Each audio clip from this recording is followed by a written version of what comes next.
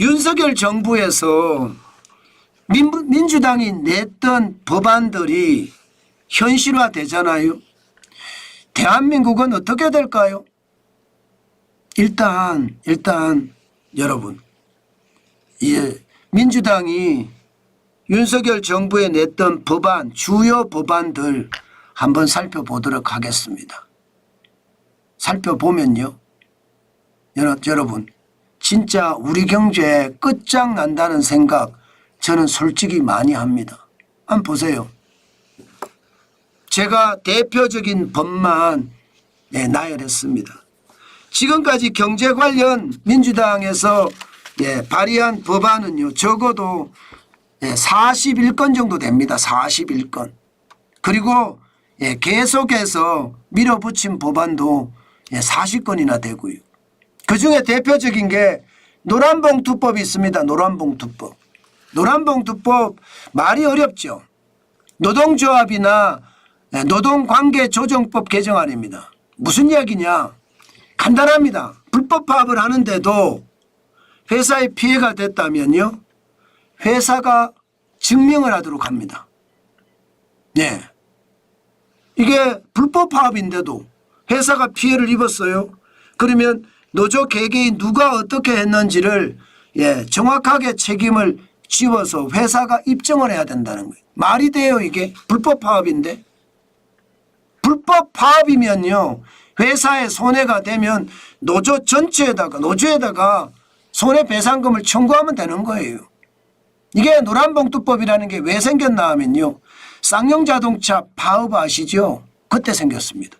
그 당시에 쌍용자동차는 노조가 회사를 점거하고 그야말로 무력 파업을 감행을 했었잖아요. 그 당시에 말입니다, 무임금 무노동 원칙이 적용이 되니까 파업을 하면 임금이 안 가요. 돈이 안 돼요. 그때 국민들이 노란봉투에 돈을 담아서 보냈다는 의미로 노란봉투법이 됐습니다. 저는 이거 만약에 그냥 그대로 통과되잖아요.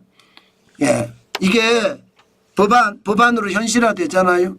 진짜 난리도 아닐 겁니다. 또한 상법 개정안.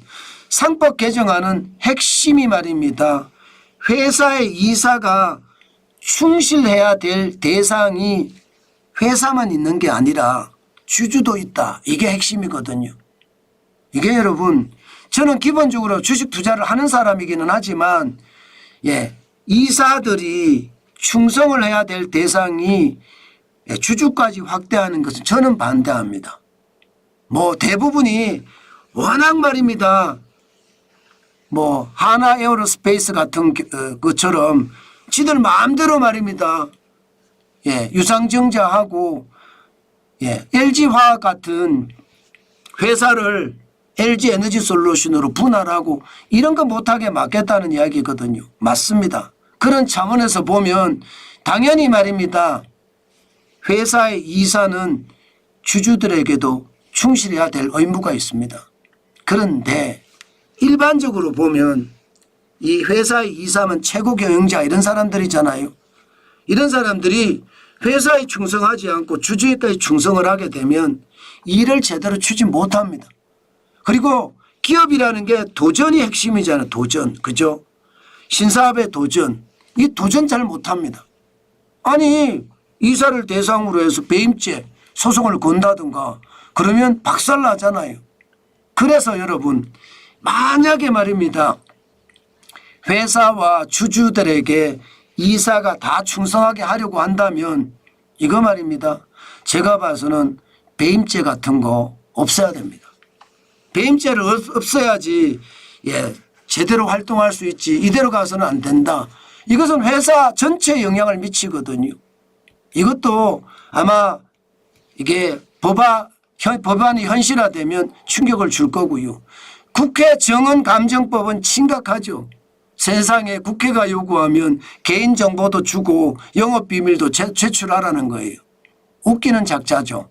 지들은 개인정보나 내놓지도 않으면서 말입니다. 진짜 웃기는 거예요. 이거는 말도 안 되는 거고요. 특히 영업비밀을 내놓으라? 아이고야, 참 웃기는 이야기라고 생각합니다. 또한 양곡관리법. 쌀값 급락을 하면요, 국가가 의무적으로 쌀을 매입한다는 이야기거든요. 쌀에 대한 의무 매입 비용이 지금도 말입니다. 1조 가까이 됩니다. 1조. 예, 1조 가까이 됩니다. 그런데 이게 법안화해서 실제로 하게 되면요, 이게 쌀에 대한 의무 매입 비용이 이게 좀 틀렸습니다. 1조 469억 원으로 되어 있는데 이게 틀렸고요. 1조하고 말입니다. 4,659억 원입니다. 1조 4,659억 원입니다. 그러면 1년에 쌀값 매입만 1조 5천억씩 쓴다는 거잖아요. 말이 돼요? 난리도 아니죠. 나라 살리면요, 박살나는 거죠. 여기다가 전국민 25만 원 지원법, 전국민 1인당 25만에서 35만 원 지역화폐로 지급한다. 아마 이거 시행하면 13조 원 정도 될 거예요. 이번에 윤석열 정부에서 마지막 추경안이 12조 2천억 원입니다. 12조 2천억 원. 거기에 비하면 13조 원을 투입한다는 것은 난리도 아니겠죠. 지금처럼 말입니다. 이렇게 한다면 기업은 기업대로 힘들어집니다. 그죠? 노란봉투법에 상법 개정안에 국회 정언감정법에, 그죠? 기업은 기업대로 힘들어지고 재정은 재정대로 작살납니다. 양곡관리법에 25만 원 지원법에 이렇게 되면 진짜 박살나거든요. 자, 그러면 국가는 어떻게 될까요? 국가는 말입니다. 나라 살림이 개판이 될 수밖에 없어요. 세금은 더 들어와야 되는데 기업이 무너지니까 세금이 덜 들어와요. 그런데 25만 원 지원법이나 양곡관리법처럼 돈이 나가야 되는 건 많습니다. 그러면 문재인 정부 꼴이 나는 거예요. 문재인 정부 때 관리재정 수지가 순 나라 살림 지표입니다. 2020년에 마이너스인데 112조예요. GDP 대비 마이너스 5.4%나 돼요. 나라가 부채공화국, 빚공화국이 되었다는 거예요. 오죽했으면 그 당시에 말입니다. 언론사의 헤드라인이 대한빚국이었습니다. 그 정도로 심각했습니다. 그런데 그게 한 해만 그랬느냐? 아니에요. 문재인 정부 내내, 죄송합니다, 이런 표현 쓰겠습니다, 지랄 발광을 했습니다. 2020년에 112조 뿌렸죠. 2021년에는 90조 6천억 원이, 2022년 117조예요. 윤석열 정부 들어와서도 이게 계속 많은 것은 법안으로 통과시켜 놔서 의무로 지출하게 만들었기 때문에 윤석열 정부도 어떻게 할 수가 없었어요. 관리재정 수지가 계속 적자입니다. 2023년 87조가 적자죠. 이게 일반적으로 재정 준칙이라고 하면 GDP 대비 마이너스 3% 이내라고 하거든요. 마이너스 3% 이내. 박근혜 대통령 때는 그랬습니다. GDP 대비 마이너스 1.3%였고요. 2018년에는 마이너스 0.5%였습니다. 그런데 지금은요, 계속 늘어나고 있습니다. 윤석열 정부 들어와서도 2023년 마이너스 3.6%죠. 2024년 마이너스 4.1%죠. 2025년 올해도 마이너스 3.2%가 될 가능성이 크고요. 여기에다가 누가 대통령이 되느냐에 따라서 또 굉장히 달라질 겁니다. 그러면 나라 살림은 세금은 많이 들어와야 되는데 안 들어오고, 지출해야 될 돈은 더 많고, 결국은 국채 발행을 한다는 거잖아요. 국채 발행. 빚을 더 진다는 거예요. 그 빚을 더 지면 국가 채무는 계속 늘어납니다. 2025년 올해입니다. 1279조 4천억 원이에요. 이게 중앙정부와 지방정부를 다 포함한 숫자거든요. 엄청나죠. 48.4%입니다. 이게 여러분 일반적으로 국가 채무가 50%가 넘어섰잖아요. 그럼 위험 수위로 달립니다. 저는 대한민국이 그 나라 부채가 진짜 끝장날 정도로 최악이다 이렇게 생각합니다. 문제는 여러분, 제가 한국 경제는 끝장난다고 제목을 달았잖아요. 왜? 한국 경제가 끝장날 수밖에 없는 게 돈을 앞으로 계속 뿌릴 거기 때문이에요. 윤석열 정부에서 추경이 12조 2천억 원을 했지만 문재인 정부 때 보면 154조 1천억 원을 했잖아요. 앞으로 현재까지는 더불어민주당 이재명 대표가 대통령이 될 가능성이 굉장히 많습니다. 만약에 된다면 문재인 정부처럼 뿌리면 어떻게 될까요? 박살나는 거죠. 나라 부채는. 아마 국가 신용등급도 굉장히 흔들릴 겁니다. 그만큼 말입니다. 지금 대한민국 경제에 심각하다 이렇게 생각할 수 있고요.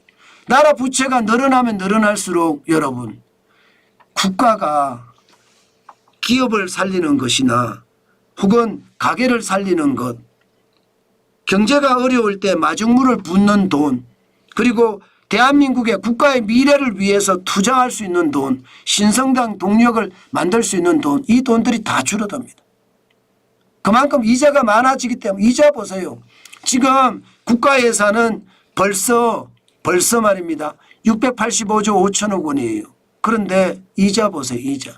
2023년 기준으로 24조 7천억 원. 24조 7천억. 2023년이면 638조 7천억 원이 될 때거든요. 그러면 나라 이자는 계속 늘어나겠죠. 이자가 많아지면 많아질수록 국가 예산에서 나라를 더 부강하게 만드는 새로운 성장 동력을 발굴하는 게 그만큼 미진할 수밖에 없고요. 그러면 아니 나라 경제는 계속 과거에 머물러 있어요. 산업도 지금 우리가 과거에 머물러 있잖아요. 지금 첨단 산업을 우리가 키웠나요? 언제 키웠죠? 중국에서는 휴머노이드라고 해서 인간을 닮은 로봇이 마라톤을 완주했습니다. 42.19km를 말입니다. 2시간 40분에. 대한민국의 휴머노이드가 지금 마라톤을 뛰었다는 이야기 들어보셨습니까? 못 들어보셨죠. 중국은 이렇게 일치월장 기술이 발전하고 새로운 첨단 산업으로 점점 진입을 하는데 대한민국은 최악이잖아요. 진짜 최악입니다. 이대로 가면 대한민국 끝났다 이 말이 여러분 진짜 틀린 말이 아닐 거예요. 저는 자유민주주의와 시장경제가 저는 지켜져야 된다고 생각을 하거든요. 지금처럼 말입니다. 윤석열 정부 때처럼 민주당이 법안을 계속 이런 법안들을 현실화시킨다 그러면요. 자유민주주의는 저는 자연스럽게 어려워지고요. 시장경제는 무너진다고 생각을 합니다. 그만큼 말입니다. 윤석열 정부에서 거부된 법안을 봤더니 우리 경제가 진짜 박살나게 생겼구나. 그 말 틀리지 않는다는 것 다시 한번 여러분께 강조해 드립니다. 저는 여러분들에게 계속 말씀드리는 게 진짜 신중해야 된다. 지금은 잘못하면 진짜 한국은행, 한국경제 끝장이 난다. 저는 그렇게 봅니다. 아마 앞으로 저는 포퓰리즘과 계속 싸우면서 여러분들에게 말씀을 드리겠지만 진짜로 우리 경제는 최악의 상태가 저는 벌어지고 있다 이렇게 생각합니다. 경제를 잘 보고 여러분들의 선택하셔야 됩니다. 그래야 대한민국이 괜찮을 건가 그 생각해 보는 겁니다.